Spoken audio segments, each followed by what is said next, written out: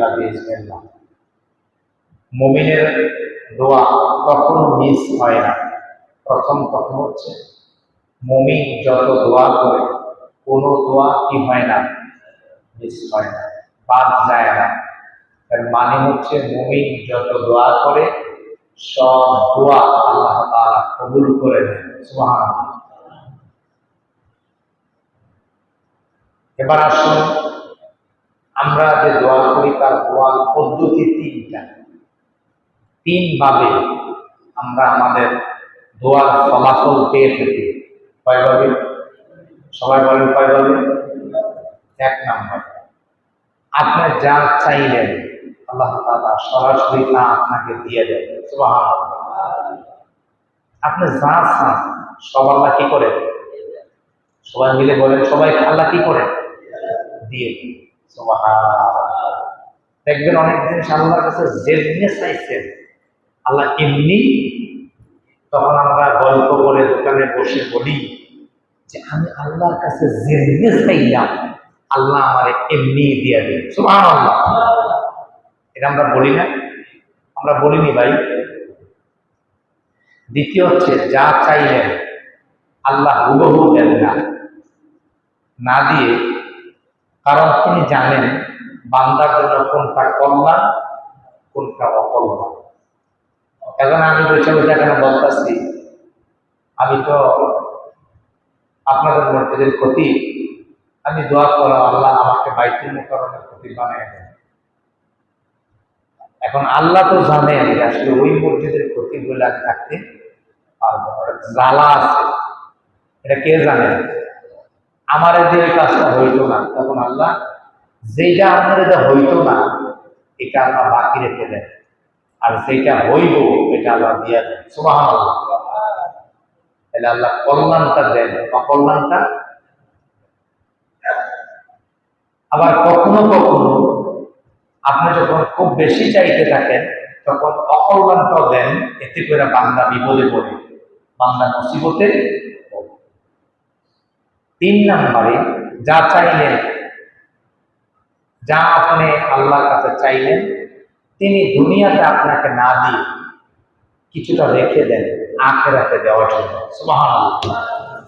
সব যদি দুনিয়াতে দিয়ে দেয় তাহলে আখিরাতে রইলটা কি?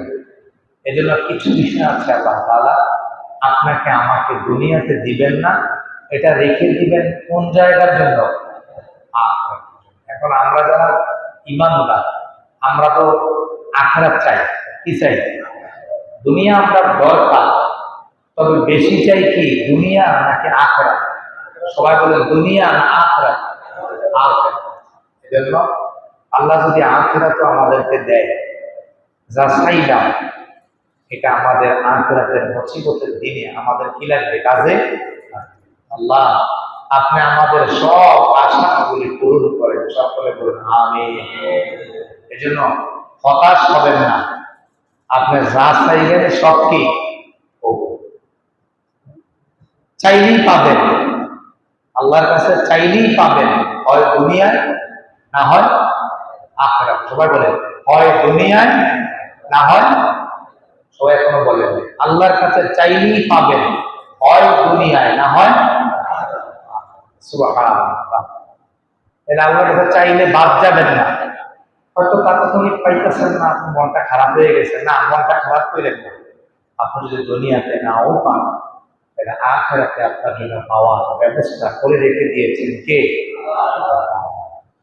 সুতরাং যত চাইব ততই লাভ হলো, ততই লাভবান হলো। আর যা যত চাইতে পারবো না ততই ক্ষতিগ্রস্ত হবো। যারা চেয়েছেন তারা লাভবান হয়েছে, যারা চাইতে পারলেন না তারা ক্ষতিগ্রস্ত।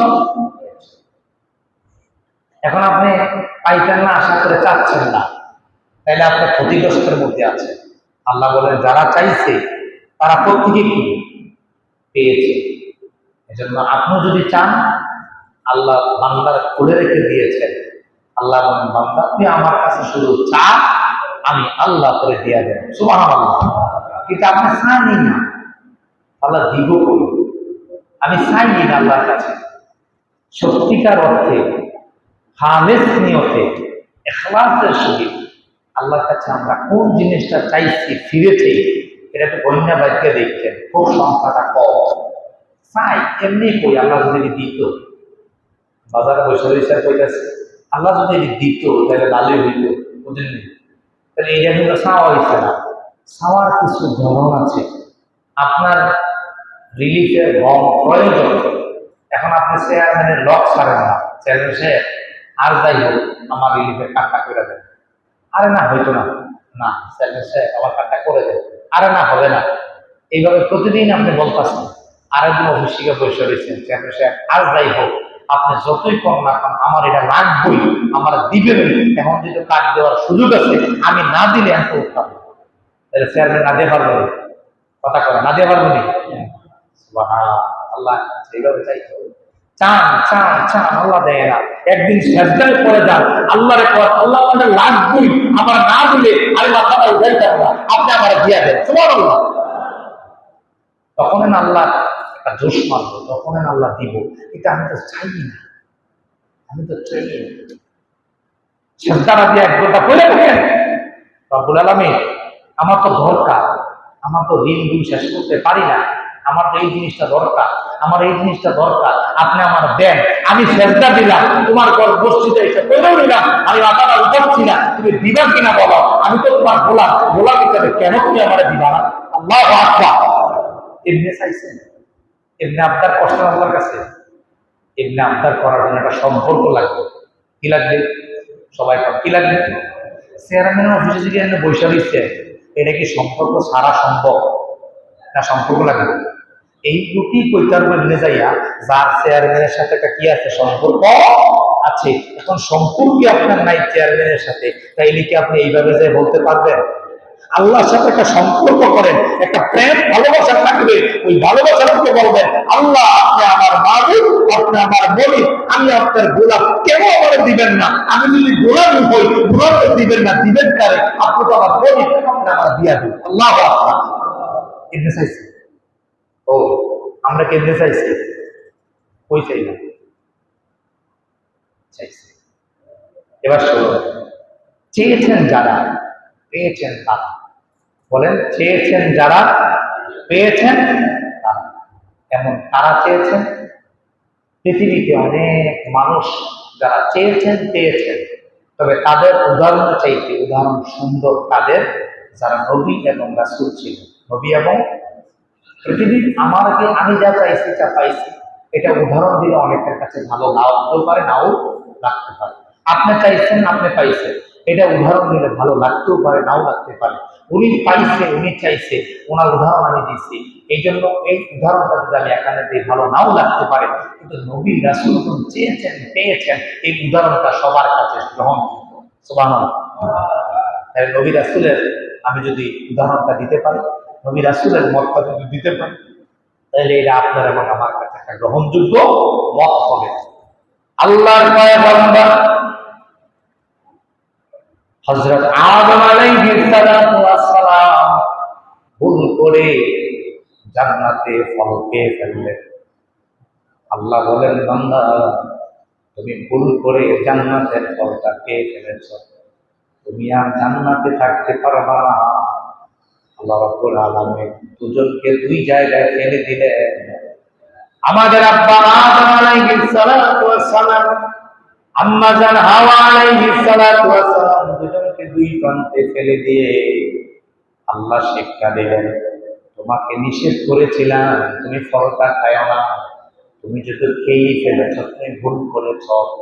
আদম আলাইহিস সালাতু ওয়াস সালাম দীর্ঘদিন পর্যন্ত আল্লাহর কাছে কান্নাকাটি করলেন, রব্বুল আলামিন আমার তো এটা অপরাধ, এটা অন্যায়, এই অপরাধ অন্যায় বলে বলে একদিন তিনি আল্লাহর কাছে দোয়া করলেন, রব্বুল আলামিন দোয়ার বিনিময়ে তাকে মাফ করে দিলেন। সুবহানাল্লাহ। তিনি দোয়া করলেন, রব্বানা যালামনা আনফুসানা وإن لم تغفر لنا وترحمنا লানাকুনান্না মিনাল খাসিরিন।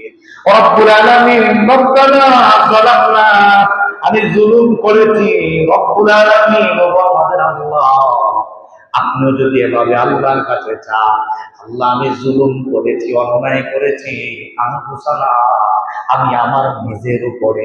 কি চমৎকার করে আমাদের আব্বা আদম আলাইহিস সালাম দোয়া করেন, রব্বুল আলামিন আমি জুলুম করেছি আমার নফসের উপরে, আমি আমার নিজের উপরে জুলুম করেছি, আপনি যদি আমাকে মাফ না করেন, ওই ইল্লাম তাগফির লানা ওয়া তারহামনা, যদি আপনি আমার উপর রহম না করেন, মাফ না করেন, ক্ষমা না করেন, ওয়াকিনা আযাবান, আল্লাহ তাআলার কাছে তিনি বলছেন, ওয়া ইল্লাম তাগফির লানা ওয়া তারহামনা লানাকুনান্না মিনাল খাসিরিন। ও রব্বুল আলামিন, যদি আপনি আমাকে মাফ না করেন, আমার উপর রহম না করেন, তাইলে আমি ধ্বংস হয়ে যাব। আল্লাহু আকবার, কি চমৎকার করে দোয়া করলেন। আমি তো আমার নিজের উপর অন্যায় করেছি, অবিচার করেছি, আমি জুলুম করেছি, আপনি যদি আমাকে মাফ না করেন, আমার উপর যদি রহম না করেন, তাইলে আমি ধ্বংস হয়ে যাব, ক্ষতিগ্রস্ত হয়ে যাব।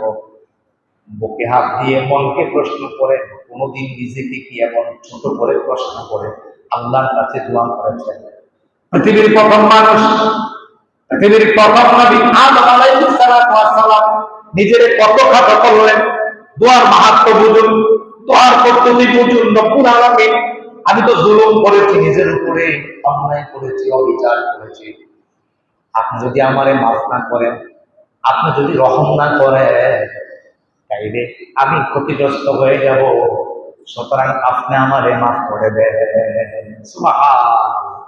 আল্লাহ রাব্বুল আলামিন শত শত বছর পরে আদম আলাইহিস সালামের এই দোয়াটা আল্লাহর কাছে এত ভালো লাগলেন, আল্লাহ রাব্বুল আলামিন সাথে সাথে হযরত আদমের ভুলকে ক্ষমা করে দিয়ে আদমকে আল্লাহ রাব্বুল আলামিন মাফ করে দিলেন। সুবহানাল্লাহ।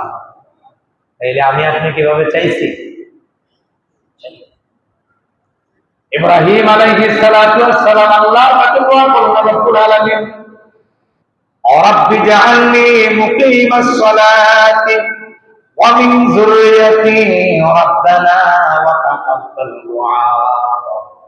আল্লাহর কাছে দোয়া করলেন রব্বুল আলামিন, ও আমার আল্লাহ, ও আমার প্রভু, আপনি আমাকে নামাজি বানায়া দেন, আপনি আমাকে নামাজি বানায়া দেন, আপনি আমাকে নামাজ পড়নেওয়ালা বানায়া দেন। ওয়া মিন যুররিয়্যাতি, আমার যে বংশধর আসবে, পরবর্তীতে আমার যে উত্তরসূরি আসবে, তাদেরকে আপনি নামাজি বানাইয়া দেন। সুবহানাল্লাহ। এখন তো আমি আমার বই করি না, সন্তানের জন্য কিভাবে দোয়া করছি কখন এইভাবে করবেন, আল্লাহ আপনি আমার নামাজি বানাইয়া দেন। ইব্রাহিম আলাইহিস সালাম দোয়া করছেন, রব্বি জাআলনি মুকিমাস সালাতি ওয়া মিন যুররিয়্যাতি রাব্বানা ওয়া তাকাব্বাল দুআ।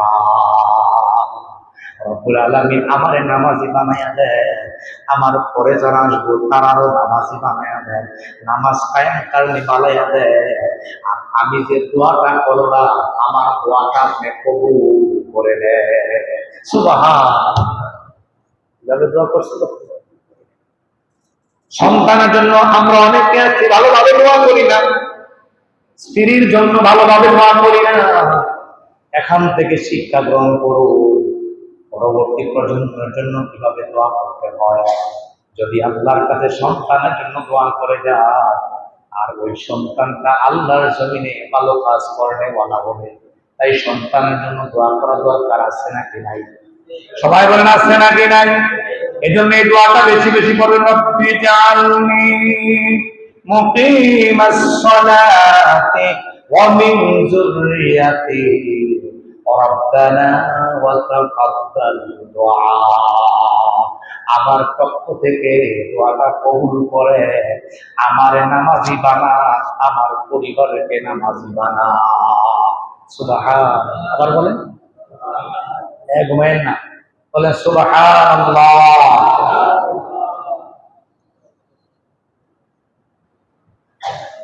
হযরত আইয়ুব আলাইহিস সালাতু ওয়াস সালাম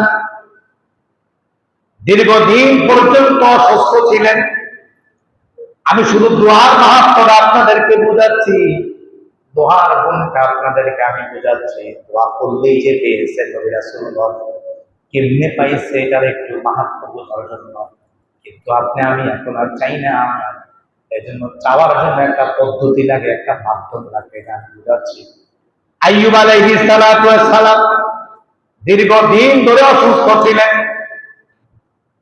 একটা বর্ণনা এসেছে 18 বছর পর্যন্ত তিনি অসুস্থ ছিলেন। একদিন আর 2 দিন নয়, ওই আল্লাহর বান্দা দীর্ঘদিন পর্যন্ত সুস্থ হচ্ছেন না। সুস্থ না হওয়ার কারণে তিনি নিজে তো একটু চিন্তায় পড়ে গেলেন, অন্যদিকে সমাজের লোকদের মধ্যে বর্ণনা শুরু করে দিল, বলতে শুরু করে দিল, পৃথিবীতে কত মানুষ সুস্থ হলো, কত মানুষ অসুস্থ হলো, কিন্তু আজকে 18 বছর হয়ে গেল আইয়ুব ভালো হয় না। নিঃসন্দেহে আইয়ুব আল্লাহর কাছে বড় ধরনের একটা পাপ করেছে। নাউজুবিল্লাহ। 2 জন কর্মচারী, একজন কর্মচারী চলে গেল, বিদায় বেলা বলে গেল আরেকজন কর্মচারীকে, আমি আর কাজ করতে আসবো না। কেন আসবো না? লোকজন বলে, আইয়ুব এত পাপ করেছে, এত অন্যায় করেছে, পৃথিবীর সবার মাপ পেয়ে গেল, আইয়ুব কেন মাপ পাইল না? সুতরাং আমি সিদ্ধান্ত নিয়েছি, আমি আর আসবো না। কিছু সময়ের ব্যবধানে আরেকজন কাজের লোক ছিল, সেও আইয়ুব আলাইহিস সালাতু ওয়াস সালামের কাছে বিদায় নিতে আসলো। আর বলল, ও আইয়ুব, দীর্ঘদিন তোমার খেদমত করেছি, দীর্ঘদিন তোমার কাছে কর্মচারী হিসাবে চাকরি করেছি, তবে লোকজন বলে, আগের কর্মচারী বলে, তুমি বড় পাপ করে ফেলেছ, সুতরাং কেন তোমার আল্লাহ সুস্থ করে না? এই কথাটুকু শুনে হযরত আইয়ুব আলাইহিস সালাতু ওয়াস সালামের মনের মধ্যে বড় কষ্ট হলো, এত বেশি কষ্ট হলো, তিনি কষ্টটা এত বেশি পাইলেন। এবার তিনি বলতে শুরু করে দিলেন আল্লাহর কাছে, আল্লাহ, আমি তো এমন কোন অপরাধ করি না যে অপরাধের কারণে আপনি আমাদের শাস্তি দিচ্ছেন। তবে আমি এতটুকু বলতে পারি, কোন একদিন আমি আমার ঘরের জানালা দিয়ে দেখছিলাম 2 জন লোক ঝগড়া করছে। কয়জন? আমার কয়জন? 2 জন লোক ঝগড়া করছে। এই 2 জন লোকের ঝগড়ার মাঝে একটা সময় কসম খেয়ে ফেললো। আমি তো জানি রাগের মাথায় তারা ঝগড়া করছে, কসমের কাফারা দিবে না। আমি আমার নিজ দায়িত্বে ওই ভাই যেন কিয়ামতের ময়দানে কসমের জন্য কেনা যায়, তাই আমি নিজ থেকে তার কসমের কাফারাটা দিয়ে দিলাম। সুবহানাল্লাহ। কাজটা কি ভালো করছে না খারাপ করছে? আইয়ুব আলাইহিস সালাতু ওয়াস সালাম বলছেন, আমি এই কাজ শুরু করেছি, যদি এটা আমার অপরাধ, এটা আমার অপরাধ, যদি এটা আমার জন্য ভালো হয়, এটা আমার জন্য ভালো। এই কথা বলে আইয়ুব আল্লাহর একটা ডাক দিলেন। কারে ডাক দিছে? সবাই মিলে বলেন কারে? বোঝা গেল বিপদ যত বাড়বে, টাকার প্রতি আল্লাহকে তত বাড়বে। এখন আমরা একটু যদি এদিক সেদিক হয়, আল্লাহর ডাকা বন্ধ করে দেয়। আইয়ুব আলাইহিস সালাতু ওয়াস সালাম আল্লাহকে একটা ডাক দিলেন, ওয়া আইয়ুবা ইযনাদা রাব্বাহু আন্নী মাসানি আদ-দুররু ওয়া আনতা আরহামুর রাহিমিন। তিনি আল্লাহর একটা ডাক দিলেন, ও আল্লাহ, ও আল্লাহ, আজ 18 বছর হয়ে গেল, আমি রোগের সুখে জীর্ণ শীর্ণ হয়ে যাচ্ছি।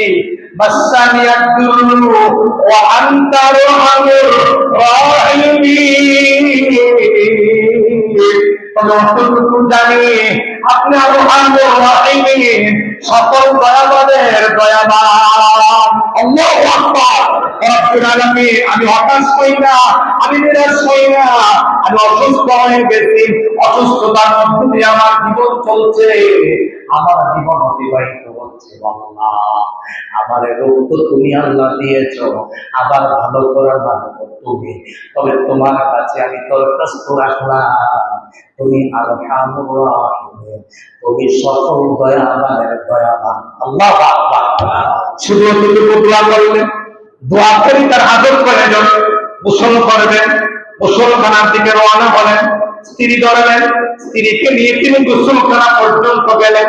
ওই গোসলখানার পাশেই ছিল টয়লেট। আদর শেষ করে গোসলখানায় যখন ঢুকলেন, আল্লাহ রাব্বুল আলামিন জিবরাইলকে পাঠালেন ওর পদবীর জীবিকা, হাযা মুগতাসালুন বারিদু ওয়া শারাব।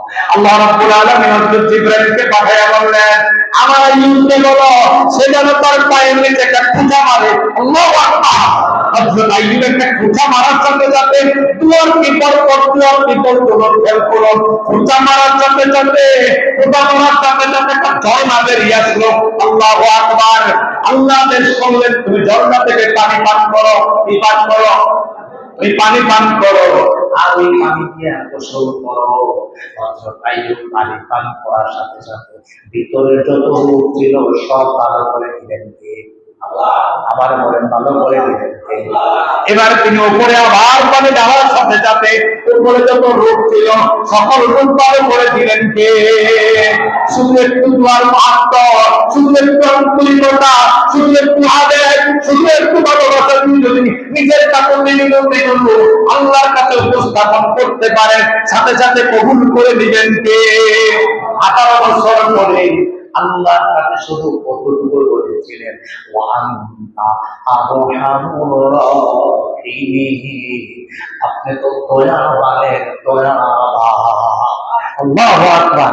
পৃথিবীতে যত দয়াবান দেখেছেন, যত দানশীল দেখেছেন, যত দয়াবান দেখেছেন, যত দানশীল দেখেছেন, সবচাইতে বড় দানশীল কে? সবচাইতে বড় দয়াবান কে? তাহলে দয়া যদি চাওয়া লাগে চাইতে হবে কার কাছে? তুমি দয়া কারোর কাছেই চাও না, তুমি ভালো হইতো না কেমনে?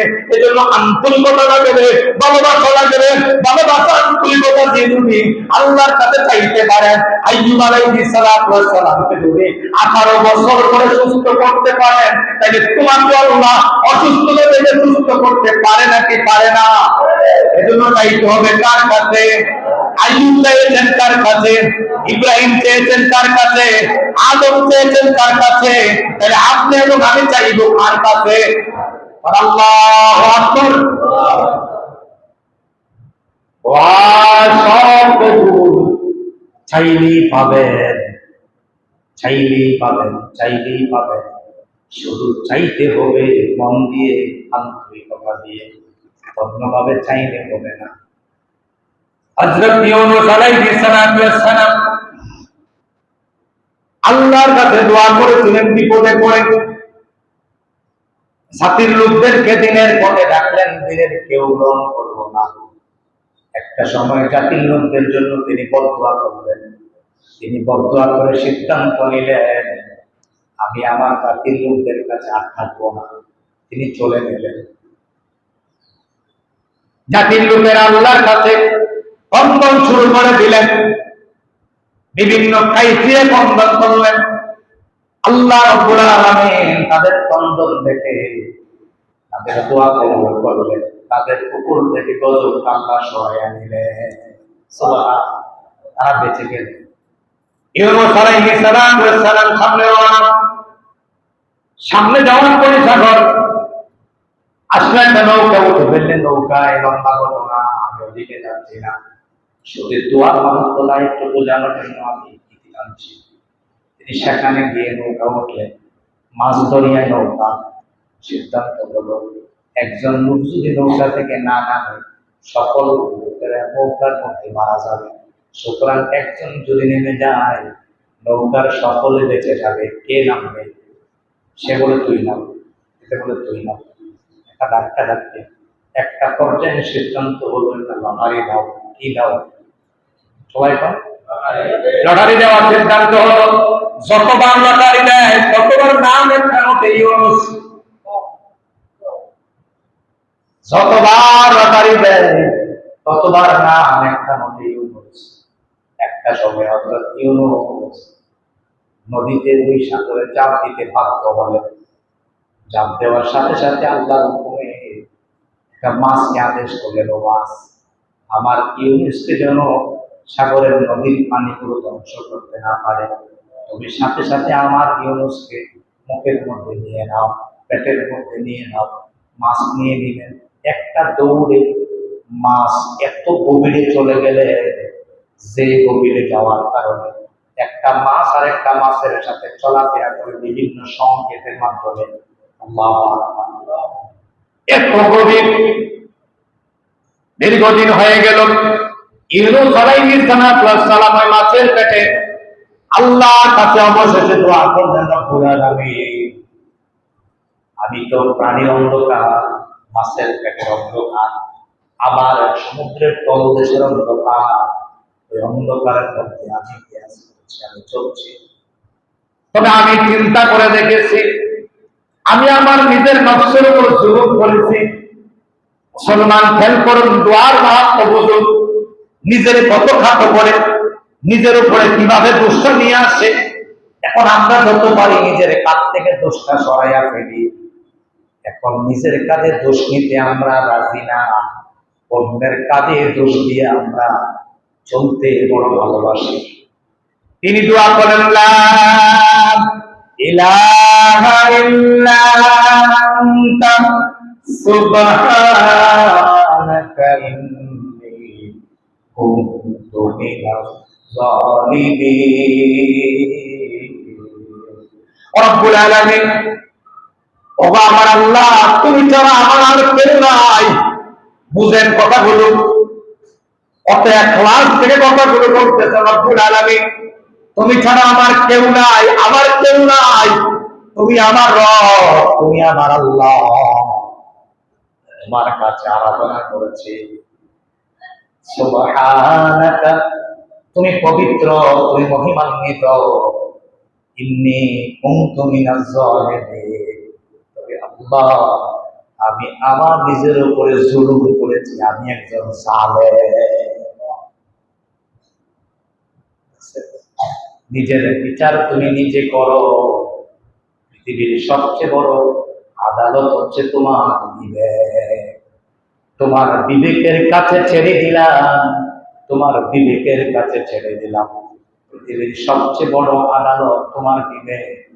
তুমি বিবেক দিয়ে যদি বিচার করতে পারো, পৃথিবীর কেউ তোমার বিচার করা লাগবে। এখন বিবেকে তো মরে গেছে। বিবেক কি? সবাই এখন বিবেক কি? বিবেকে মরে গেছে। কথা তো ছিল, শিক্ষিত লোকের পেছনে পড়বে শিক্ষিত লোক, মূর্খ লোকেরাও শিক্ষিত পেছনে লোকে পড়বে। কিন্তু এখন পৃথিবী উল্টে গেছে, মূর্খ লোকের পিছনে পড়ে এখন শিক্ষিত লোক। কথা বলে বলছি, কথা তো ছিল, কথা তো ছিল, কথা তো ছিল, শিক্ষিত লোকের পেছনে পড়বে মূর্খ। সে কিছু শিখবে, সে কিছু জানবে, আলেমের পেছনে পড়বে আলেম। আর এখন পৃথিবী এমন উল্টে গেছে, এমন উল্টে গেছে, এমন উল্টে গেছে, এখন শিক্ষিত বেড়ায় ঘুরে মূর্খ মিয়াল লোকে আছে নাকি নাই? ইমাম সাহেবপুরে এমন একজন লোকের লোকে, যেই লোকে কিছু জানেই না।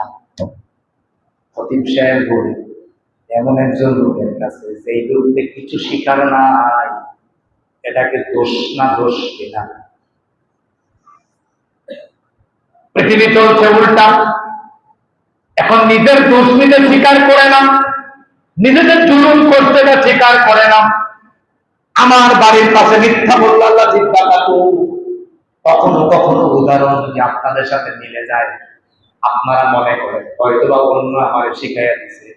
আমি রুহুল আমিন কখনো শিখানো কথা বলি না, এটা আমার অভ্যাস না, এটা আমার তবিয়ত না।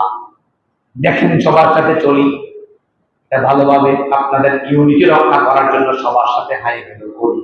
নতুবা গ্রুপিং হয়ে যাবে, গ্রুপিং হবে, হেয়ারিং হবে, অনেক কিছু হয়ে বাঙ্গল সৃষ্টি হবে। তাই আমি এটা করি। বাড়ির পাশে একজন লোক ডিগ্রি পাস, একটা ব্যাংকে চাকরি করে, সোনালী ব্যাংকের। ব্যাংক কোন নাম বলে দিলাম, ডিগ্রি পাস লোকটা তফতার না মরে। যখন সাধারণত মেট্রিক পাস করার মানুষের সংখ্যা ছিল অনেক কম, ওই লোকটা তৎকালীন আমাদের ডিগ্রি পাস করেছে। সেই লোকটা এমন একটা লোকের পেছনে ঘুরে সেই লোকটার নামটাও লিখতে পারে না। বিবেককে প্রশ্ন করুন, পৃথিবীর সবচেয়ে বড় আদালত বিবেক। বিবেকহীন হয়ে যাইবেন না, নিজেকে বিবেকের মধ্যে রাখুন, নিজের বিবেকটাকে স্পষ্ট করুন, সুন্দর করে তুলুন।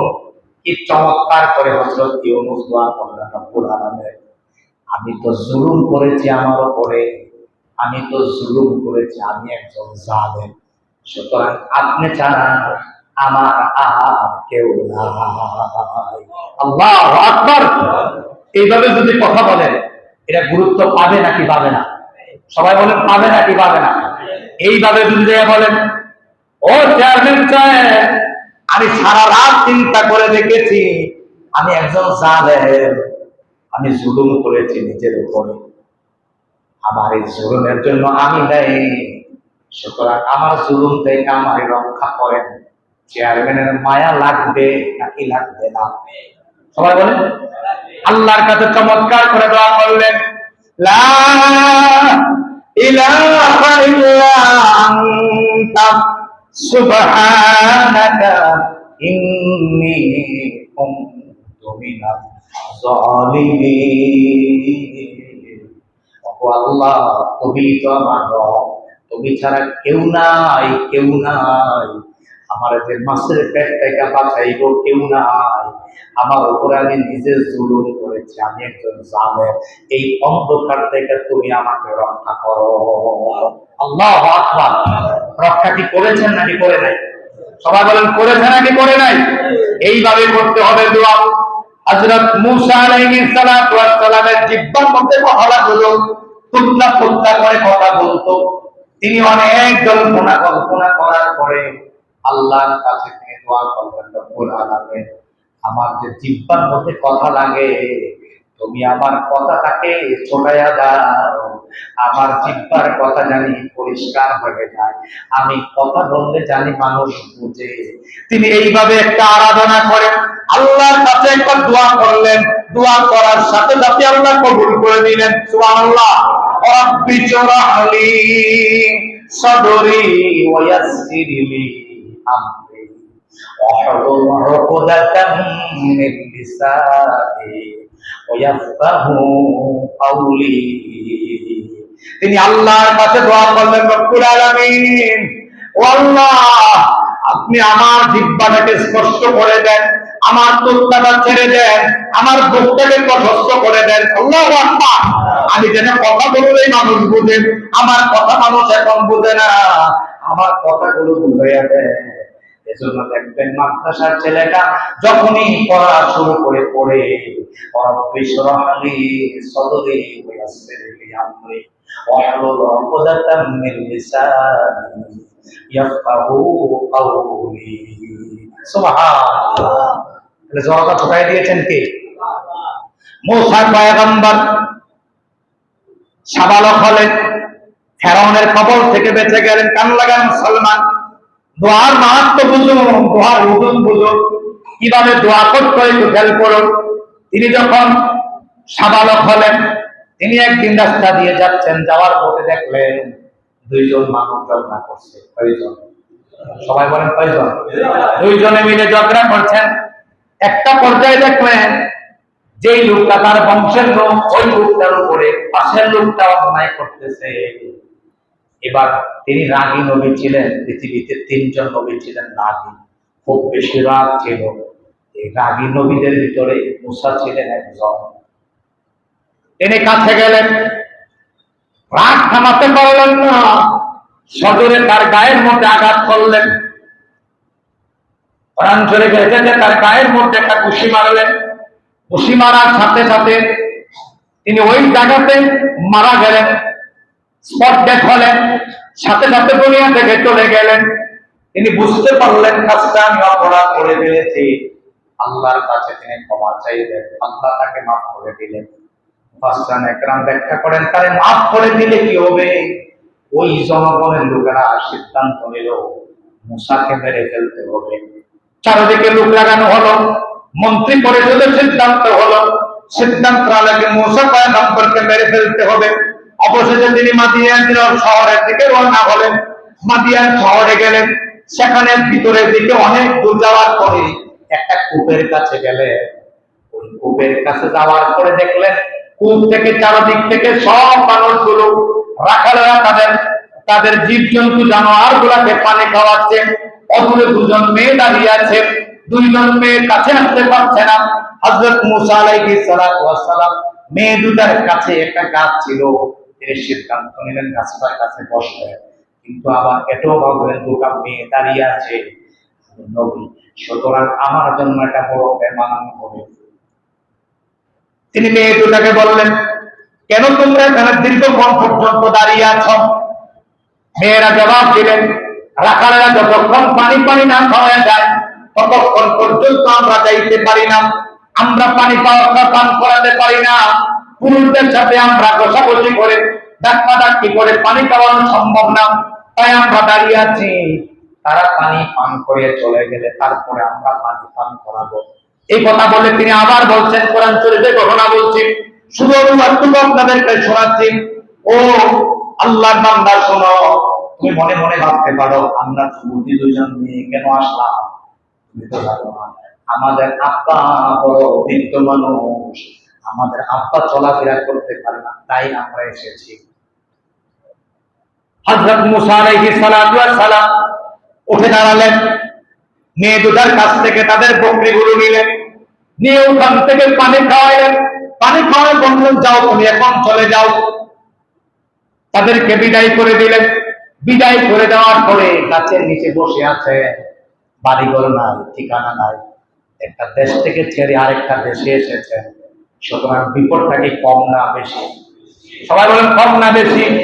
অপরদিকে গোয়েন্দা বিভাগ লাগানো, অপরদিকে শত্রু বাহিনী তার চারদিকে করছে, ধরা পড়লে তাকে মেরে ফেলা হবে। এই চিন্তার মুহূর্তে তখন তিনি আল্লাহর কাছে একটা দোয়া করলেন। দোয়ার মাহাত্ম্য বুঝুন, কিভাবে তিনি দোয়াটা করেছেন। আল্লাহ তাআলা ওই দোয়াটাও কোরআনুল কারীমে কোট করে দিয়েছেন। তিনি দোয়া করলেন, রাব্বি ইন্নী লিমা আনজালতা ইন্নী মিন খায়রি ফাকির। রব্বুল আলামিন, তোমার পক্ষ থেকে যে নিয়ামত আমার কাছে আসবে, খেয়াল করেন চাওয়ার ধরন দেখেন কিভাবে চাই। তোমার পক্ষ থেকে যে নিয়ামতটা আমার কাছে আসবে ওই নিয়ামতটাই ফকির আমি। সুবহানাল্লাহ, বুঝেন? বুঝেন? ফাকির বলেছেন, মিসকিনও বলেন নাই। মিসকিন তো ফকিরের চাইতে কিছু ভালো। ফকির মানে নিঃস্ব, কিছুই নাই, কিছুই নাই। হযরত আলাইহিস সালাতু ওয়াস সালাম এমন ভাবে দোয়াটা করলেন, রব্বুল আলামিন, আমি তো ফকির, আমি তো ফকির, আপনার পক্ষ থেকে আমার জন্য আপনি যা দিবেন সব কিছুর মুখাপেক্ষি আমি। কিছুক্ষণ পরে মেয়ে দুটা থেকে একজন মেয়ে আসলেন, বাড়িতে নিয়ে গেলেন, হযরতের কথা বলে বিয়ের অফার দিলেন। বিয়ে হলো, সব কিছু হলো, থাকার ব্যবস্থা হলো। 8 বছর 10 বছর, মতের মাধ্যমে 10 বছর ব্যবস্থা হয়ে গেল। বলেন তো দেখি, নিঃস্ব থেকে সব কিছুর ব্যবস্থা করে দিলেন কে? এজন্য আল্লাহর কাছে চাইতে হবে। চাওয়ার ধরনটা হবে উত্তম ধরন, চাওয়ার ধরনটা যেন দুর্বল ধরন না হয়, চাওয়ার ধরন যেন কখনো দুর্বল না হয়। এজন্য বিপদ মুসিবতে সব সময় আল্লাহর কাছে চাইতে হবে। আল্লাহর কাছে চাওয়ার ক্ষেত্রে কোনো ঘাটতি করা যাবে না। চাওয়ার একটা মাহাত্ম্য লাগে, চাওয়ার একটা ধরন লাগে, চাওয়ার একটা পদ্ধতি লাগে। নিজের উপরে জুলুম এনে, নিজের উপরে অন্যায় এনে, নিজেকে ছোট করে যদি সেজদা দিয়ে রাতের আধারে আল্লাহর কাছে চাইতে পারেন, জীবনের সব দোয়া কবুল করে নেবেন কে? অল্প টাকার মধ্যে সুখ থাকবে, কোটি টাকার মধ্যে সুখ থাকবে না। অল্প টাকায় তৃপ্তি থাকবে, কোটি টাকার মধ্যে তৃপ্তি থাকবে না। এই পদ্ধতি শিখিয়েছেন কে? আবার বলেন, শিখিয়েছেন কে? এজন্য আল্লাহর মাহাত্ম্য অর্জন করার জন্য নিজের মধ্যে এই জাতীয় গুণগুলো লাগবে। মাশকুর হৃদয় লাগবে, শুকর গুজার করে বান্দা হওয়া লাগবে।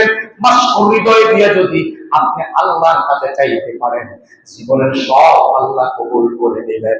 আল্লাহর নবীর কাছে হযরত আনাস রাদিয়াল্লাহু তাআলা আনহু ছোটবেলায় তার আব্বা উম্মে সালমা নিয়ে এসে বলেন, নবীজি সবাই আপনার কাছে আসে, কিছু কিছু হাদিয়া নিয়ে সবাই আসে, যার যার মতো করে হাদিয়া নিয়ে আল্লাহর নবীর সাথে দেখা করতেছে। উম্মে সালমা আনাস রাদিয়াল্লাহু তাআলা আনহুর বাবা বললেন, ও আল্লাহর নবী, আমি আপনার কাছে আসার সময় কিছুই পাই নাই, আমি আনার মতো কিছুই আমার ঘরে ছিল না, তবে আমার একটা ছোট্ট শিশু, আমি শিশুটা আপনার কাছে নিয়ে আসলাম, আপনার কাছে হাদিয়া হিসাবে আমার শিশুটাকে তুলে দিলাম। আল্লাহু আকবার। সুতরাং আপনি আমার শিশুর জন্য দোয়া করে দেন। আল্লাহ রাব্বুল আলামিনের কাছে আমার শিশুর জন্য দোয়া করেন। তিনি সেদিন আল্লাহর নবী দোয়া করেছিলেন, আল্লাহুম্মা রযুকহু বালাহু ওয়ালাদাহু ওয়া বারিক লাহু। আল্লাহু আকবার। আল্লাহর কাছে দোয়া করলেন, আল্লাহ এই আনাসকে সম্পদ দিয়ে তুমি ভরপুর করে দাও। আল্লাহু আকবার। এই আনাসকে জন দিয়া সন্তান দিয়া তুমি ভরপুর করে দাও। আল্লাহু আকবার। একটা সময় দেখা গেল হযরত আনাস রাদিয়াল্লাহু তাআলা আনহু এত সম্পদের মালিক হয়েছেন, এত সম্পদের মালিক হয়েছেন, অন্যদের খেজুরের বাগানে বছরে খেজুর ধরতো একবার, হযরত আনাস রাদিয়াল্লাহু তাআলা আনহুর বাগানে বছরে খেজুর ধরতো দুইবার। সুবহানাল্লাহ। আবার বলেন, এখনো মুখ খুলে বলে সুবহানাল্লাহ। আনাস রাদিয়াল্লাহু তাআলা আনহু আরেকটা দোয়া করলেন, ওয়ালাদান, আপনি আল্লাহ তার সন্তানের উপর বরকত দেন। কিতাব প্রমাণ করে, হাদিস প্রমাণ করে হযরত আনাস রাদিয়াল্লাহু তাআলা আনহু ছেলের সংখ্যা ছিল ৮০ জন। কয়জন? আবার কোন? ৮০ জন। মেয়ের সংখ্যা ছিল ২ জন। মিলে হইল কয়জন? হযরত আনাস রাদিয়াল্লাহু তাআলা আনহু জীবনী থেকে জানা যায় তার জীবনী থেকে জানা যায় ছেলে মেয়ের সংখ্যা ছিল মোট ৮২ জন। সুবহানাল্লাহ। অবাক লাগছে? হ্যাঁ, এখন তো ওই লোক কি জানেন না, কি ছেলে হোক মেয়ে হোক দুজন হলেই, দুজন একটা হলে যথেষ্ট। কয়েকদিন পরে আপনি ঘুরে ঘুরে দেখেন, যেই সংসারে সন্তান বেশি ওই সংসারে বরকত বেশি। আমি দলিল বাস্তবে লিখে দেয়া, বাবার এই সংসারে ২-১ জন ছেলে, পাশে একটা সংসারে ৭ ভাই, ওদের সাথে কোনোদিন তারা পারে না। কথা বলা গেল আসেনি? আমার সাথে লয়ে নেন, দলিল দেবে ৮-১০ ভাই, কিন্তু ওদের সম্পদের অভাব নাই, কোনোদিন অভাব নাই, কিন্তু এইটাই একজন সম্পদ পাইছে সব একা, কিন্তু বেঁচে আর বাবায় কি দম দিয়া গেল রে, টিপসই দিলি, কথা কয় না, টাকা। বাবায় কি দম দিয়া গেল, টিপ দিলি, বেঁচে আর কা, বহু দিচ্ছি আমরা। সুতরাং সন্তানের উপরে কার্পণ্য করবেন না। আবার যারা কম সন্তান তারা রাগ করে না, এটা উদাহরণ চাষ, ফর এক্সাম্পল। এই জন্য সন্তান নিতে কার্পণ্য করা যাবে না। আমি আলোচনার দীর্ঘায়িত করছি না, পরিশেষে শুধু যতটুকু বলছি, আল্লাহর কাছে মাশকুর হৃদয়ে চান, অন্তর দিয়ে চান, অন্তর দিয়ে চান, অন্তর দিয়ে চান। নিজের বিবেককে বিক্রি করবেন না পৃথিবীর অর্থের কাছে, পৃথিবীর অর্থের কাছে আপনার বিবেককে বিক্রি করবেন না। জায়গায় দাঁড়িয়ে নিজের বিবেককে প্রশ্ন করুন, কোনটা আপনার জন্য কল্যাণ, কোনটা অকল্যাণ। সামনে নির্বাচন আসছে, আপনাদের ইউনিয়ন পরিষদ নির্বাচন। আমি আমার হক থেকে বলে যাচ্ছি, নিজের বিবেককে বিক্রি না করে রায়টা ওই পক্ষে দেন যাদেরকে দিলে সমাজ ভালো থাকবে, জাতি ভালো থাকবে, তাদেরকে আপনার রায় দেবেন। যদি ভোট কেন্দ্রে যান, অবশ্যই এই রায় চিন্তা করে ভোট দিবেন। পৃথিবীর মানুষের কারো প্রলোভনে পড়ে অর্থের কাছে নিজের বিবেককে বিক্রি করবেন না। বলেন ইনশাআল্লাহ। এখানে করলে কি রাতের আধারে টিকে বিক্রি করে না, এই খবর আপনার কাছে আসে। পৃথিবীর সব বিক্রি করা যাবে, নিজের বিবেককে বিক্রি করা যাবে না। এটা ইমান। আপনার কোটি টাকার সম্পদ, আপনার বিবেক কোটি টাকার সম্পদ, এই কোটি টাকার সম্পদ ৫০০, ১০০০, ২০০০ টাকার কাছে আপনি বিক্রি করে দিতে পারেন না। এজন্য হৃদয় দিয়ে তাদেরকে নিয়ে চিন্তা করুন, আগামী ভবিষ্যৎ, আগামী প্রজন্ম যাদের মাধ্যমে সুন্দর ভবিষ্যৎ পাবে, সুন্দর প্রজন্ম থেকে উপহার পাবে, তাদেরকে চেয়ার দেন, তাদেরকে মিম্বরে বসান। যারা হক কথাগুলো বলবে তাদেরকে মিম্বরে বসায় কোনো লাভ নাই। তাদেরকে বসাইলে লাঞ্ছন দিয়ে মিম্বর চালাবে, ওদের দ্বারা জাতি ক্ষতিগ্রস্ত হবে। সুতরাং এ জাতিকে বাঁচাতে হলে, এ জাতিকে টিকিয়ে রাখতে হলে, আগামী ভবিষ্যৎ গড়ার জন্য এমন কিছু লোকদেরকে চেয়ারে বসাতে হবে যাদের পৃথিবীর হস্তের মুখ থাকবে না, তাদের কাজই থাকবে সমাজ বিলীন না। কথা বলেন ঠিক কিনা? আগে বিষয়গুলো খেয়াল করা দরকার। আমার প্রতি কেউ রাগ হোক আর না হোক, আমি সবসময় আপনাদের এই বিষয়গুলো বলে থাকি। আমি সবসময় প্রেক্ষাপট নিয়ে কথা বলে থাকি। যদি সামনে নির্বাচন আসছে, এই নির্বাচন আপনারা করবেন, তবে অন্ধভাবে কেউ কারোর কাছে ছুটবেন না। ছুটতে গেলে নিজের বিবেকের কাছে প্রশ্নবিদ্ধ হয়ে যাবেন। কিয়ামতের ময়দানে বিবেকের যেদিন বিচার করা হবে, বিবেকের কারণে আপনি জাহান্নামে হয়ে যাবেন। সুতরাং আপনার জাহান্নামে আপনাকে যেতে হবে, আপনার কবরে আপনাকে যেতে হবে। আমি কথা বলে হক আদায় করে গেলাম, আপনি যদি রায় দিয়ে হক আদায় করতে না পারেন, কিয়ামতের ময়দানে আপনার বিপক্ষে আমি পর্যন্ত সাক্ষী হয়ে যেতে হবে। বাঁচতে পারবেন? বাঁচতে পারবেন? টাকার কাছে কেন বিক্রি যান? প্রতি বছরই শুনি লক্ষ লক্ষ টাকা আমাদের দেশের জাতির লোকেরা এগুলো থেকে গ্রহণ করে করে মানুষের কাছে ভোট কেনা বেচা করছে। এই বিবেকটা কেন বিক্রি করছেন? এটা যেই হোক XYZ, আমি কারোর পক্ষে কারোর বিপক্ষে কথা বলা শিখি নাই, কথা বলিও না, কখনোই বলি না। আমি বলবো আপনার বিবেক বিক্রি করবেন না। আপনি যাকে ভালো লাগে তাকে দিয়ে দেন, আপনি যাকে ভালো লাগে না তাকে দিয়েন না। এটা আপনার ব্যক্তিগত বিষয়, আপনার ভোট আপনি দিবেন, যাকে খুশি তাকে দিবেন। বিড়ি খাইতে খাইতে হত্যা যান, হত্যা সেটা আবার খান, আবার খেয়ে টান দেন, টান দিয়ে আবার খান। কথা বলতেন না? এই জন্য স্লোগান দিয়ে দিয়ে আপনাদেরকে পাগল বানাইছে। কথা বলেন ঠিক কিনা? সুতরাং পাগল হওয়া যাবে না। পাগল হয়ে হেমিওলার বাসীর মতো একদিকে ঝোঁকা যাবে না। বিবেককে প্রশ্ন করুন, বিবেককে প্রশ্ন করুন, বিবেককে প্রশ্ন করুন। পৃথিবীর শ্রেষ্ঠ আদালত বিবেককে প্রশ্ন করে নিজের মাসকুর হৃদয় তৈরি করুন, নিজের মাসকুরের ইবাদতকারী বিবেক তৈরি করুন, নিজেকে উত্তম বিবেক তৈরি করে আগামীর প্রজন্ম সাজান। এই সমাজ পাবে সুন্দর একটি উপহার, সুন্দর একটি দেশ। আসুন আমরা নিজেকে তৈরি করি। আপনাদের মাঝ থেকে হারিয়ে গেছেন একজন ইয়াং বয়সের একজন আল্লাহর বান্দা, সজল সাইদি নামে একজন আল্লাহর গোলাম। তিনি চলে গেছেন আপনাদের কাছ থেকে। একটু ভাবুন, একটু ভাবুন। নির্বাচনী প্রচারণায় গিয়ে তিনি পৃথিবী থেকে বিদায় নিয়েছেন। আমি যা শুনলাম, আমি যা যতটুকু অনুভব করতে